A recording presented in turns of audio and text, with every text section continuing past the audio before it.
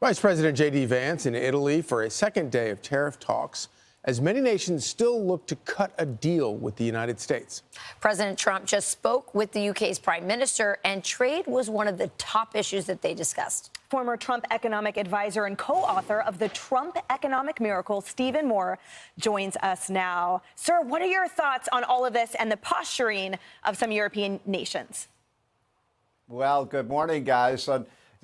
Charlie knows I'm a kind of old-fashioned Milton Friedman free trader, but I got to tell you that what Trump is doing is kind of ingenious. He's really, I'm told by my friends in the White House that the switchboards are literally lit up with every leader trying to get a hold of Donald Trump and cut a deal here. And at the end of the day, if Trump can pull this off, and it looks like it's working, you're going to see, I think, a lot of these countries agreeing to reduce their tariffs on American-made products, which will increase demand and increase jobs.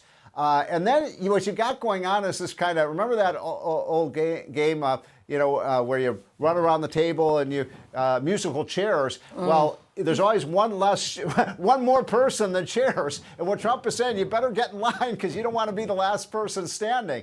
And so I'm feeling more and more confident every day that this is going to work. And when it does, because, the stock market has been like, I'm getting motion sickness watching it go up and down and up and down. But I think at the end of the day, we're going to see Trump, we're going to see a big rally in the market as soon as these deals get cut. And I think that's going to be soon. And you really don't want to be the one guy without a seat when the music stops, exactly. Which is even worse. How do you think, I think one of the things that the White House expects is sort of speculating on is that China is in a much weaker position than I think a lot of people recognize.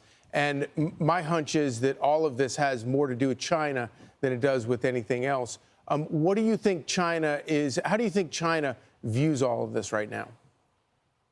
Well, look, China is the real enemy here, and they are a dangerous country. They're building up their military. They're involved in incredibly predatory trade practices that do damage to the United States. And so I think the strategy here, Charlie, is to isolate China, force them, because they're the real bad actor here. And I think at the end of the day, again, you're going to see China. Look, China's economy cannot grow. They would go into a Great Depression if they could not trade with the United States and had access to our $20 trillion consumer market. And so Trump is holding the cards. And finally, we have a president who's using those to force China to act like a civilized country and to level the playing field. I mean, their tariffs are 3 to 4 times higher than ours are. Right.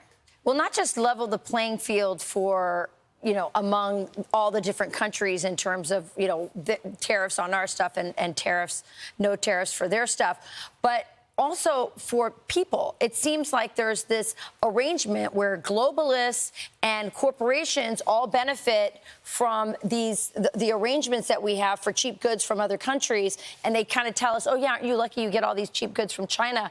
Meanwhile, the middle class, the working class has been thrown out of jobs. All their jobs have been shifted over. So it's also a transfer of wealth, I think, eventually to the working class, right?